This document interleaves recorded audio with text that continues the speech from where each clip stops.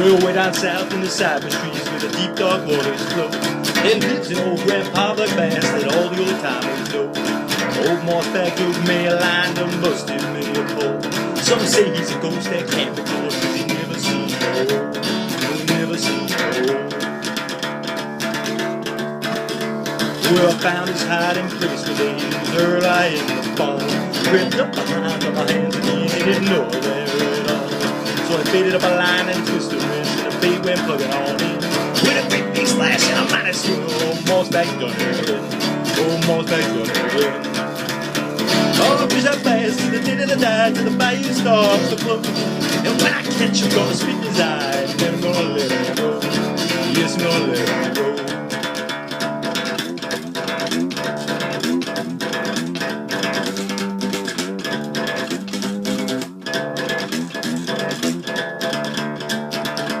Well, many battles between Moss and I, and he's never lost a fight. He knows I'm never gonna let him rest, and he does it all for spite. Well, fish has never got the best of me, no Moss is gonna win. Cause he puts one line and he breaks another, and I'm going back trying again. Yes, I'm going back trying again. Oh, fish that fast till the day that I die, till the bayou starts to flow. And when I catch him, gonna spit in his eye, and then I'm gonna let him go. Yes, I'm gonna let him go.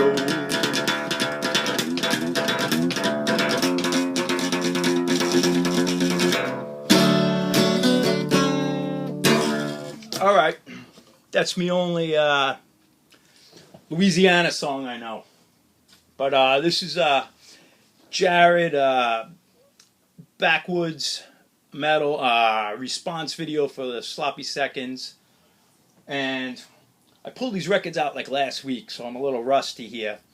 But it's basically he's running a contest on not the worst second albums, but second albums that are a real step down from the first. So let me go through them. Let me lower my seat. Forget it. First up, I'm going to do a punk rock record. It's an absolute classic punk rock record. Fear from, I don't know, what is this, 1982 slash records. And this is maybe in the top 10 best American punk records. If you don't have it, it's absolutely fantastic. And leaving the singer, they were in the movie Decline of the Western Civilization. That's how I heard about them in the 80s, because this came out when I was too young to know about it. And Decline of the Western Civilization, they were on Saturday Night Live, great footage, and I think it was like banned. They refused to play that in the reruns. And it's on Slash Records, and I think this is a second pressing from like maybe the mid-80s, like 84 or something. But absolute classics. Maybe I'll drop this on. Everyone probably knows this, huh? I don't know. Maybe I'll throw it on. I'll throw it on in the background while I'm chatting. There might be some bad words in this. Actually, there definitely is some bad words in this.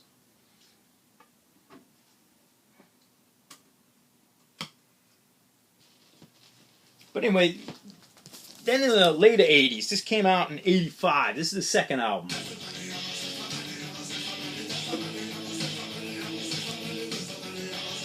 It's absolutely great. This is a crossover to Metalheads. This is a great record. But Fear, More Beer, definitely a step down. This is on Restless Records from 85. Still got some great songs. It's a good record, but compared to the absolute classic. And I think, the 3 years was a long time wait for the second album, and it was a letdown. I could just listen to this all day. I really haven't listened to this record. I put it on like last week, but I've not listened to this record in 15 years probably. But we used to play this inside out in the high school days.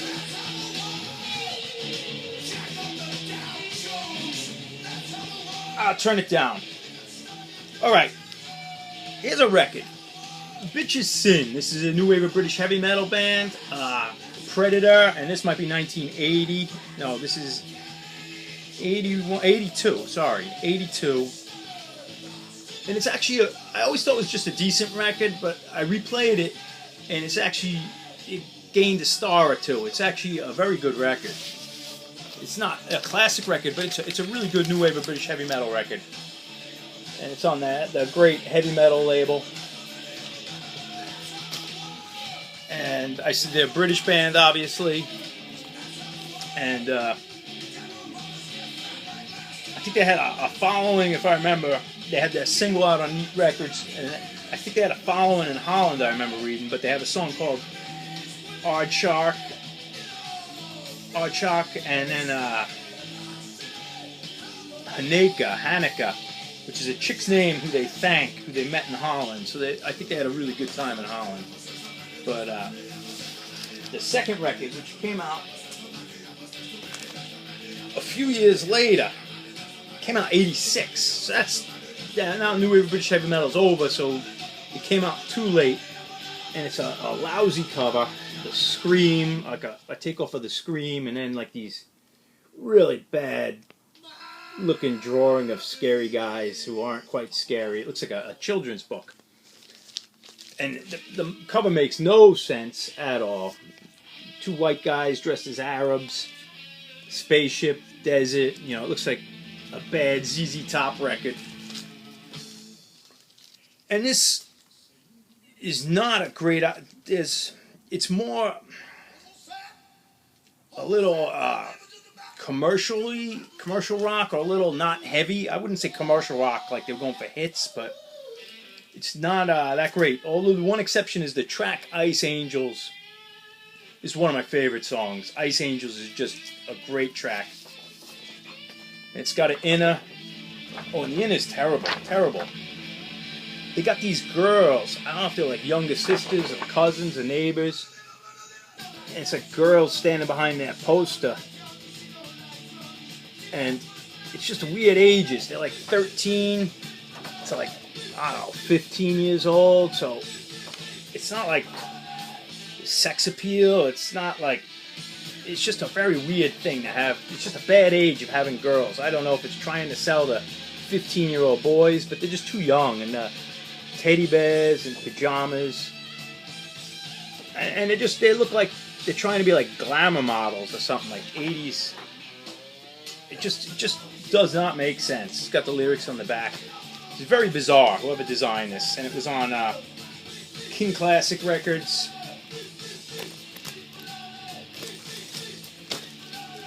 It's kind of a bizarre package, but it's not a bad record. It's a decent record, but Ice Angel's great tune, but step down, even different genre.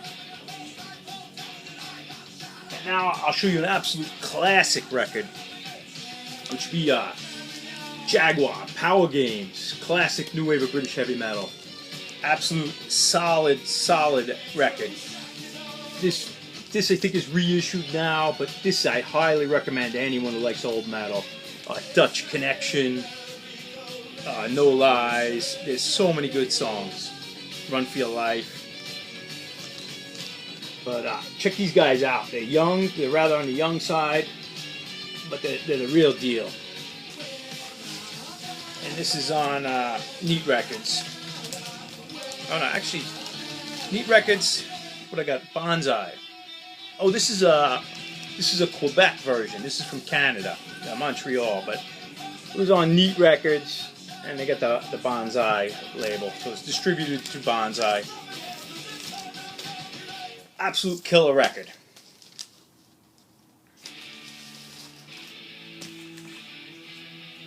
And then, the second record came out in 1984, and it's called This Time, and this record is a stinker. Maybe there's something redeemable on here. I haven't re-listened to it. But they like changed their look and changed their musical style, and they're definitely going for the hits. But instead of going like hair metal, pop metal, they were going like new wave-ish. And if you look at these guys, they really made a mistake to how they look like metalheads. I mean, they look really bad. Like, who would buy this record? This guy looks good. This guy looks decent, like he could be in a power pop band. But look at these two guys.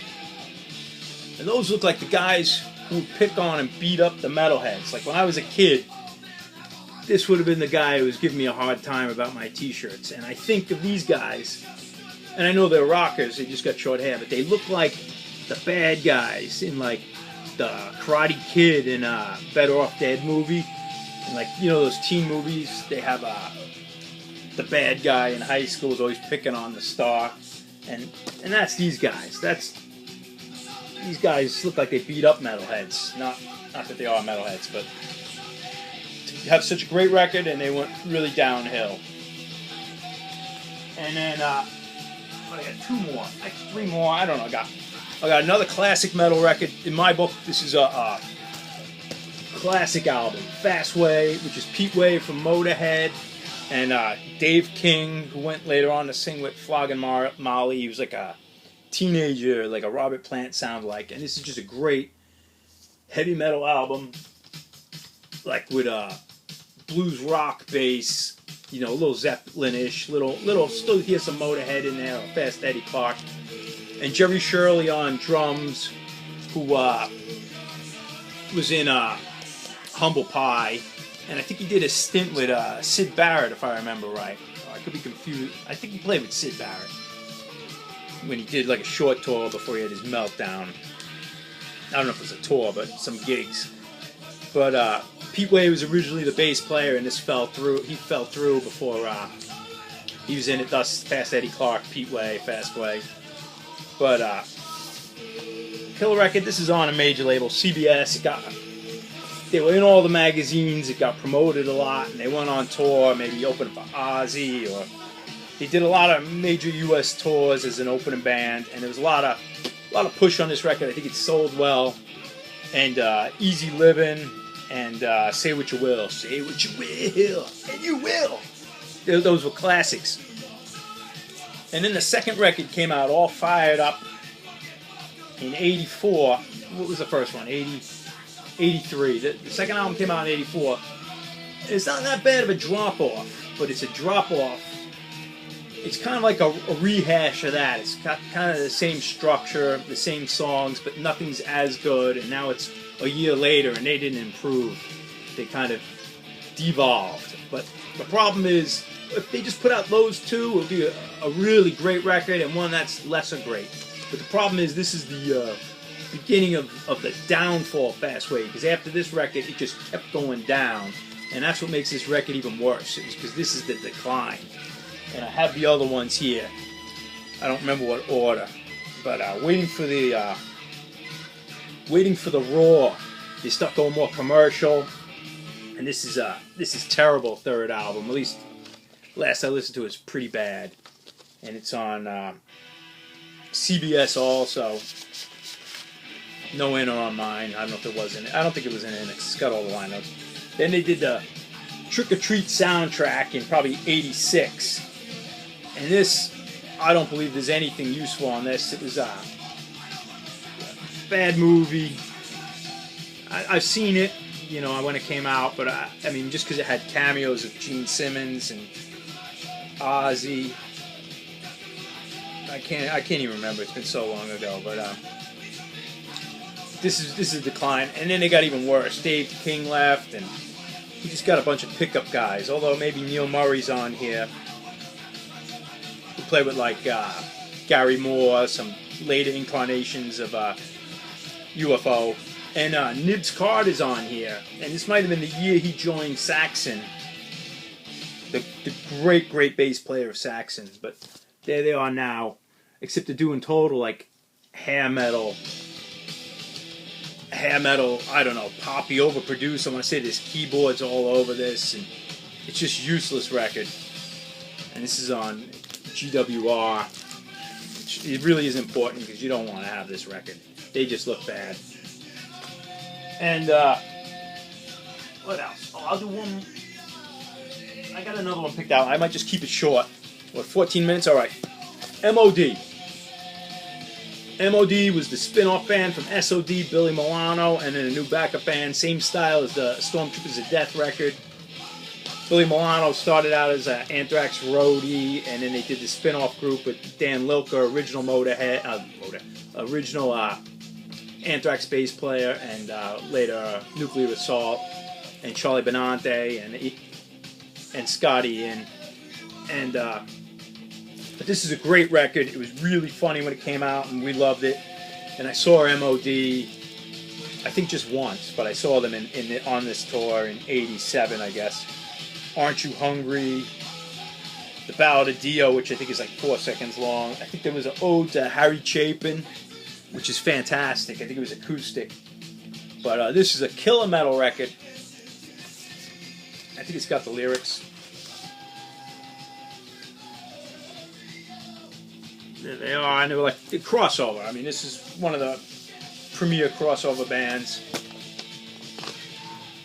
And if you don't have this, I mean, I know everyone, or most people might know S.O.D. because of the Strong Anthrax things, but this is almost as good as Stormtroopers of Death. It certainly has fun. Maybe not musically or moshy as much, but pretty darn good. But then their second record was Surfin' M.O.D. And this is terrible, like heavy metal, surf music. It's like Beach Boys done a little heavy metal style, and the songs are basically like bad Beach Boy covers, basically. And then this talking between it, like they have a storyline with these idiots on the beach, and it's just not funny. And I think side 2 is just the songs without the storyline. And I don't like Billy Milano with the Grateful Dead shirt. I know he's trying to be funny, but... And it's not really... I think this is a record here, but I think this was thought of as an EP, if I remember, when we came out. But if you don't want to count it because it's an EP, it doesn't really matter, because Gross Misconduct, the record, and this would be like 89 on Megaforce, Caroline. And this is another... This was just a bad record. I haven't listened in a long time, but it just looks terrible, this going through the fake wall. I know they're doing it as a joke, but they just look ridiculous. And there they are before they get through the wall. That's them busting through the wall. And bad record, being the first one such a classic. And that's my entry, Jered. And if anyone watches my channel doesn't know Jered, check out the Backwoods Metal channel.